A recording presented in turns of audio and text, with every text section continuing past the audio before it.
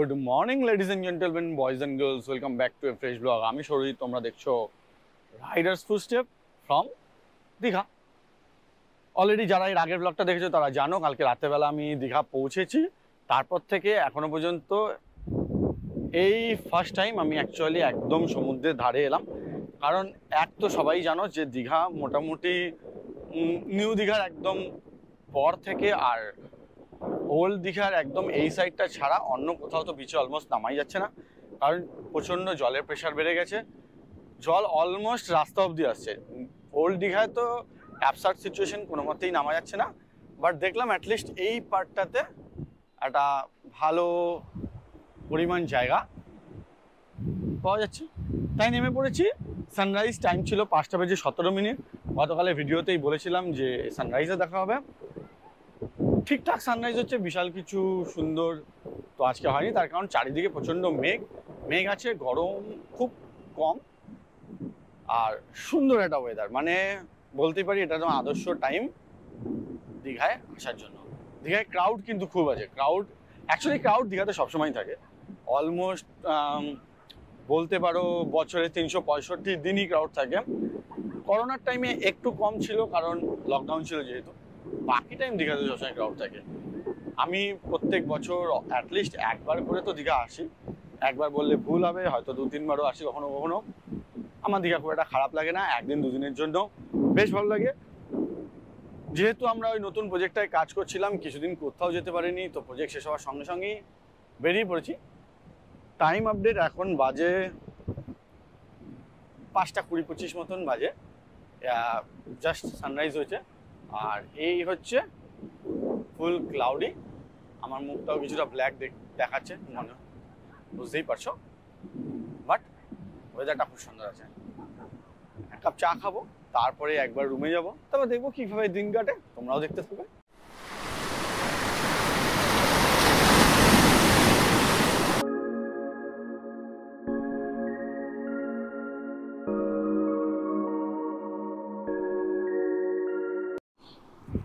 তবে গতকালের ভিডিওতে একটা জিনিস বলার ছিল যেটা মোস্ট ইম্পর্টেন্ট। অ্যাকচুয়ালি আমি কালকে ভিডিওটাতে কান্ডারি এক্সপ্রেসের রিভিউটা দেওয়া হয়নি।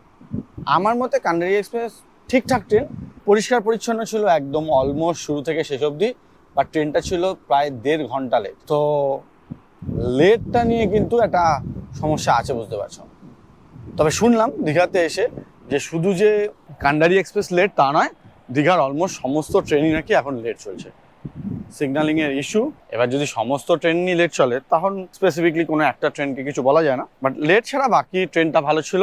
আননেসেসারি ট্রেনটা যে খুব বিশেষ দাঁড়িয়ে এসছে তা নয়। আমি জানি না তোমরা কতটা জানো, কিন্তু কান্ডারি এক্সপ্রেস কিভাবে চলে। সকালবেলার 6:40-এর যে তাম্রলিপ্ত এক্সপ্রেস থাকে সেটাই দুপুরবেলা এখান থেকে ফেরে, দেন ওটা কান্ডারি এক্সপ্রেস হয়। আবার কান্ডারি এক্সপ্রেস এখান থেকে যায় আর রাতেবেলা ফেরে। তো দিনে দুবার যাওয়া দুবার আসা, এই পুরোটাই একটাই ট্রেন করে। তো ঠিকঠাক ট্রেন। তবে কলকাতা স্টেশন থেকে দীঘার জন্য একটা নতুন ট্রেন ছাড়তে শুরু করেছে। যতদূর আমি জানি ফেয়ার মাত্র 45 টাকা। সম্ভবত সপ্তাহে 2 দিন চলে, শনিবার আর রোববার। যারা আমার মতো নুটলোবাই কটক যাই পাবলিক, তাদের জন্য এই নতুন ট্রেনটা চালু হয়ে কিন্তু খুবই ভালো হয়েছে। রিজার্ভেশন হয় না, 45 টাকা করে টিকিট। কলকাতা স্টেশন থেকে ছাড়ে শনিবার আর রোববার। জেনারেল ট্রেন মানে লোকাল ট্রেন অ্যাকচুয়ালি, কিন্তু আমার মনে হয় এটা খুব ভালো ডিসিশন হয়েছে। দীঘাতে আসার যে সমস্ত ট্রেনগুলো হাওড়া থেকে আছে, স্বাভাবিক ব্যাপার আমরা যে সমস্ত এলাকায় থাকি সেখান থেকে হাওড়া আসাটা যথেষ্ট খাটনি এবং ব্যয়সাপেক্ষ। তার বদলে যদি কলকাতা থেকে ট্রেন ছাড়ে সেটা তো খুবই ভালো হবে। এবং লোকাল ট্রেন টাইমিংটা একটু বেশি লাগে, যেখানে আমরা নর্মালি 4-4.5 ঘন্টার মধ্যে পৌঁছে যাই বা 3.5-4 ঘন্টার মধ্যে পৌঁছে যাই, তার চেয়ে একটু বেশি সময় লাগবে। কিন্তু মানে যাদের কাছে খুব কম সময় আছে বা ডিসিশন নেওয়া হয়ে গেছে দীঘা আসবে, তাদের জন্য আমি তো বলবো এত best.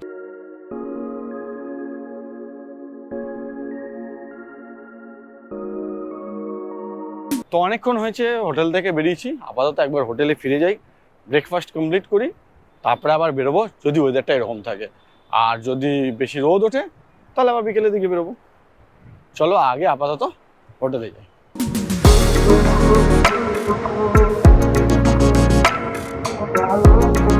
A few hours later.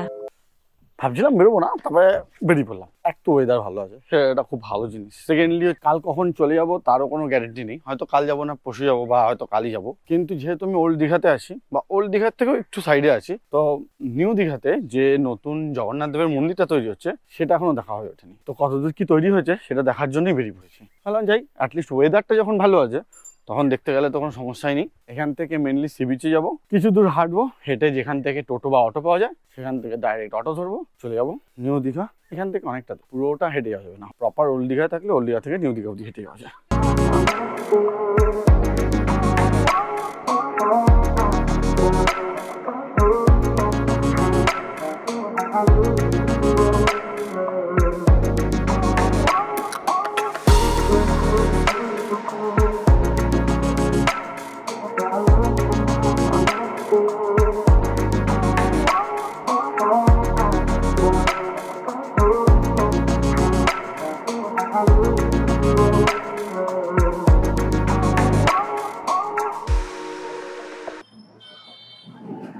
After টোটো পেয়ে গেছি, মোটামুটি 4-5 মিনিটের বেশি রাস্তা নয়, 4-5 মিনিটের মধ্যে পৌঁছে যাবো। বাট দীঘার রাস্তা সবসময় খুব জ্যাম থাকে,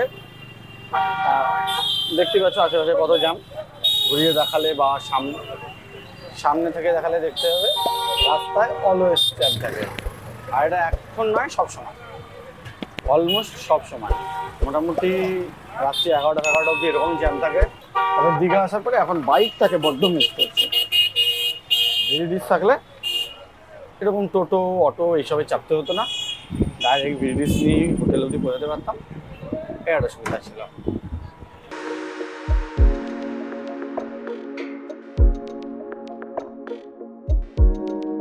আমরা এখন দাঁড়িয়ে আছি একদম জগন্নাথ মন্দিরের এক্স্যাক্ট মেন গেটের সামনে। আর পুরো এই পার্টটা দেখতে পাচ্ছ, এটা পুরোটাই হলো জগন্নাথ মন্দির। 20 একর জায়গার ওপর এই পুরো মন্দিরটা তৈরি হচ্ছে।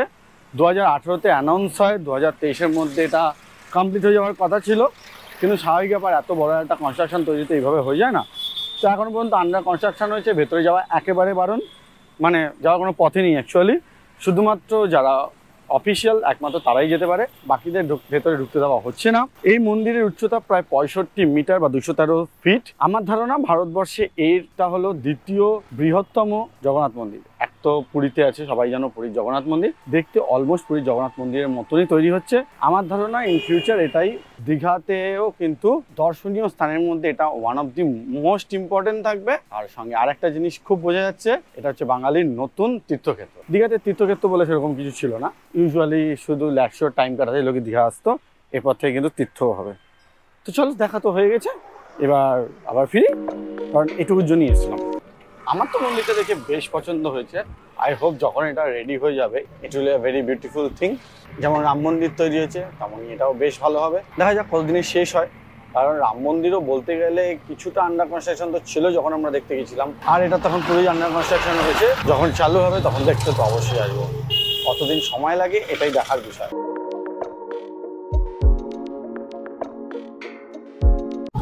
সকাল থেকে সন্ধে হয়ে গেল, দীঘা আবার সুন্দর লাইটে ভরে উঠেছে, সঙ্গে একটা ব্যাকগ্রাউন্ড মিউজিক আসছে, তাই জন্য আমি একটু দূর থেকে আবার শুরু করলাম ব্লগটা। দীঘার একটা ব্যাপার আছে, সকালবেলা একরকম, সন্ধ্যাবেলা একরকম, দুরকম পুরো ডিফারেন্ট থাকে, দেখতে বেশ সুন্দর লাগে। এবং আমি সাধারণত সকাল থেকে সন্ধ্যে পুরোটাই কাটাই। আশা করি সম্ভবত আগামীকালই চলে যাবো বাড়ি। তো একবার পুরো ইভিনিংটা দেখে নাও কীরকম লাগে দেখতে।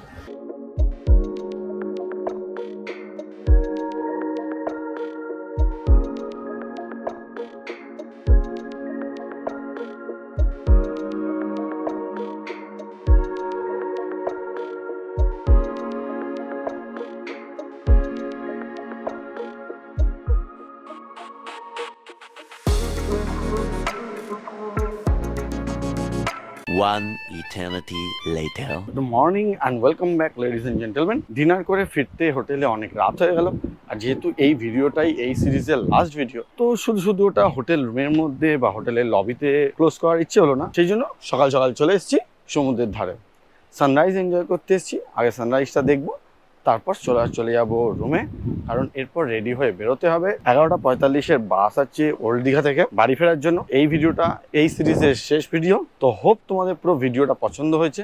ভিডিওটা পছন্দ হলে hit like and subscribe. Thank you making it part of a day. I'll see soon to the next blog. Until next time, signing out Surajit. Bye bye. আর এই পাশ থেকে সূর্য রয়েছে, যার জন্য অলমোস্ট তাকানো যাচ্ছে না, বাট চারিদিকটা খুব সুন্দর লাগছে। অ্যাটলিস্ট দীঘার বিচটা দেখতে পাওয়া যাচ্ছে, যেটা নিউ দীঘা বা ওল্ড দীঘাতে অলমোস্ট নেই বললেই চলে, বা থাকলেও সেটা খুব কম সময়ের জন্য থাকে। তো টাটা।